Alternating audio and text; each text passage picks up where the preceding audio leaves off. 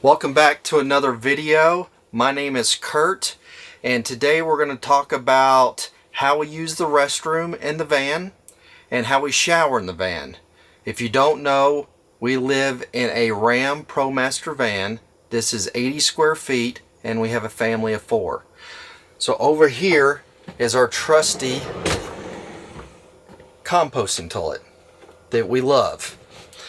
We're going to start off with talking about brands. So there's basically 2 major brands of composting toilets that most people get. There may be more out there. This is the Airhead, the other is the Nature's Head. Okay? The benefits that we found on the Airhead is when you pee, do number 1 in here, since we have 2 boys, you can pee anywhere in here and the liquids drain into the front container.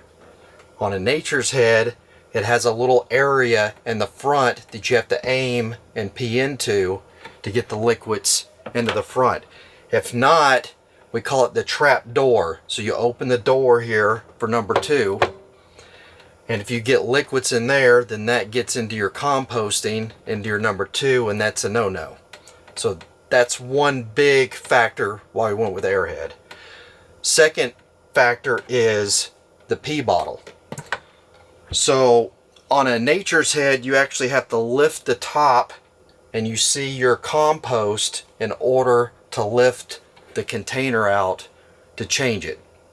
On this one, there's a couple nuts on each side. We actually loosen the toilet, which has a couple more wing nuts, and we lift this up and this slides right out. We empty it, put it back, and you're not getting into the solids of composting area. Now the Airhead is more expensive, but we think it's definitely worth it, especially having 2 boys. And shoot, even if we didn't have the boys, I think this is just a better design. This is basically this toilet was designed for marine use. If you notice anything in a van that seems to be good has been designed for marine use. Another thing I want to talk about too is just kind of the general use of a composting toilet and how long we go between changing the compost or changing the container here in the front. So we find that the pee bottle we have to empty about every 2 days or so. Sometimes we can go a little bit longer if we go outside. Now, as far as the composting goes, with the 4 of us, like I said, we only use this if we need to. Our first method is to go outside or public restroom or anything like that. But generally, once the handle gets hard to turn, so you have a handle over here that you turn. So once you go number 2, you turn the handle, you stir it up with the peat moss, or you can use coconut shavings, which we'll talk about here in a minute. You stir it up, and then once that starts to get hard, it's time to change. And then the pee bucket, it has a little window here that you can shine a light in. We usually use our cell phone or use a headlamp, and we'll shine it in here, and we can see how full this is. Now, if some of you might have noticed, we have a spray bottle here. So this is 100% vinegar. And after we pee, we spray the inside down. It helps clean the bowl, and it helps cut down the smell, because the pee is what really smells in these things. And if they start to smell, what happens in the pee bottle is you get scaling from all the calcium and stuff in your urine. And so what we do is every now and then we'll take a bunch of rocks, we'll put them in there, little rocks, we'll fill it maybe about 20%, 10 to 20% full of straight vinegar, and we'll shake the rocks in there. And that will clean the sides of the container out, and then we're good to go. So that's kind of the big maintenance on a composting toilet. Is I highly recommend getting a spray bottle. Use 100% vinegar, don't water it down. Make sure you clean your container out every now and then when it gets scaly. You will know. Alright, so on to the composting. What we wanted to use at the beginning was we wanted to just use some straight peat moss. Go to Home Depot or Lowe's. Usually they come in a big bag. When we first went out to look for some peat moss, we couldn't find any. It wasn't in season. So we noticed that the coconut shavings, they come in bricks, and you can find them at pet stores. Seem to be the best option for us. So you can get them in bricks, or you can actually get them in bags that's already broken up so that it's ready to go. So with the bricks, you have to take a bucket, you put the brick in the water, you loosen it up. It takes a few hours to kind of break it up and get everything loose, and then you can use it in the toilet. Yeah, so we like using the bricks.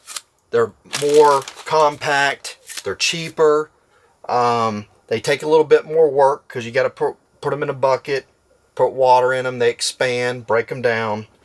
But this is our choice right here versus going with a bag. So the bricks you can get for under 10 bucks usually, and the bags are usually over 10, around $12. So it's just up to you. If you got the space, this may be, because this is simple. You just dump it in there and go. The bricks take a little bit of work. Alright, so also going number 2, I want to talk about your tickets after you get done. What do you do with them? Some people throw them in the trash. You can also throw them into the toilet, into the composting. But if you do that, that's going to severely reduce how long you can go without changing it. So you have to decide what works for you. For us, we throw the tickets in the trash, and we're good to go. And so some of you ladies and my female components might have a few questions as well. And since we're already talking about some uncomfortable topics, let's just go ahead and talk about that time of month. So we've been in the van now for almost a year, which means I've had a whole year worth of regular cycles, and the toilet can handle the occasional drop of blood into both of the solids and the liquid container.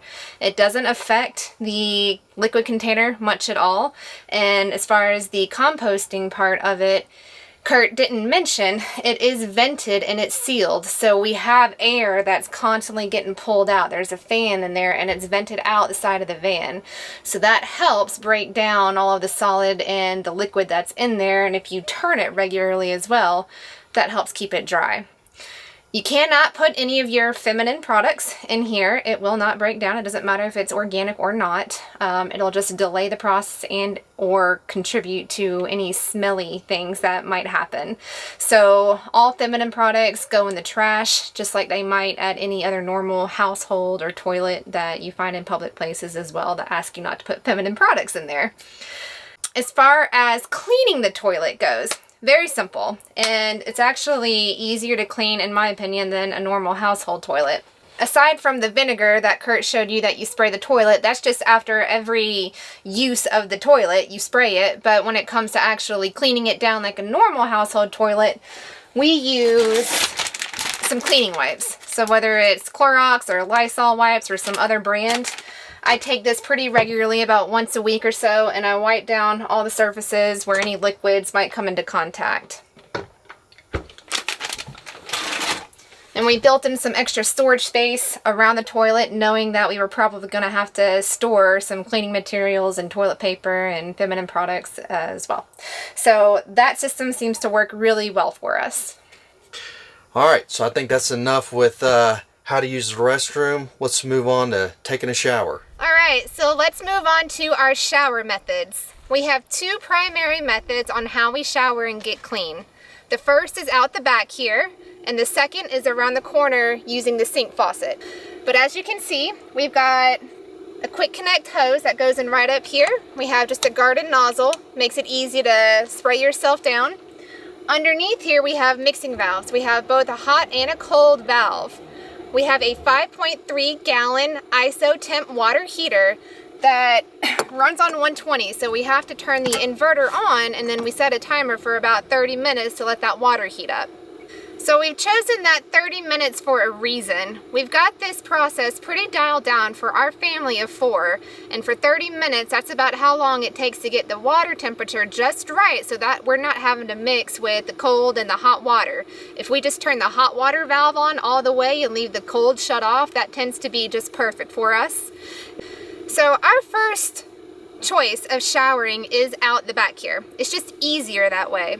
And as you can see, we've got a platform, a wooden platform here that we stand on. It keeps our feet nice and clean so they aren't getting muddy.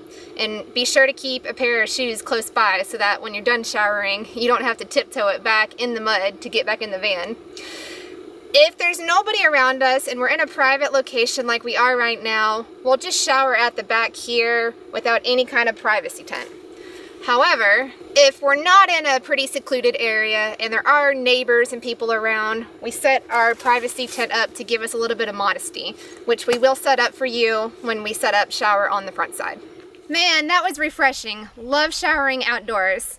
So this is our second method of showering, which you guys have all probably been waiting for. What on earth is a heated outdoor shower?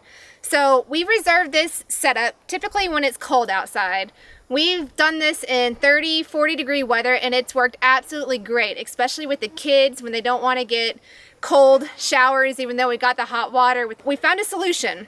And as you can see, we've got some piping here. So this is extra ductwork that we had ordered when we got our 4 kW S-bar heater. It is on gasoline, so we don't have any extra diesel in the truck. And what we've done is we've taken this extra long piece and we piped it from the heater all the way into the privacy tent here. The nice thing about this privacy tent is that it's got several windows with zippers on the inside. So we can open that up and we feed the tubing through this one. And on the other side, where the faucet for the sink is, we throw in the faucet and that's our shower hose. So there's also an additional rain fly that goes on top of the privacy tent here, and that also helps to trap the heat in when it is cold outside, so that's optional of course. It does also have a floor that you can put down as well. It's optional. We rarely use it because we use our wooden pallet to stand on instead to keep our feet nice and clean. And inside there's also pockets as well that you can put some of your soaps and shampoo in, and it keeps it off of the ground and out of the way. If you guys are interested in anything that you see here, please check out our Amazon store. You can shop our van. We do get a little bit of a kickback, but it's at no extra charge to you guys. We'd appreciate any purchases made from Amazon through our store or our link. That's one way to give back to us for creating. If you enjoy our content, please show us a little love.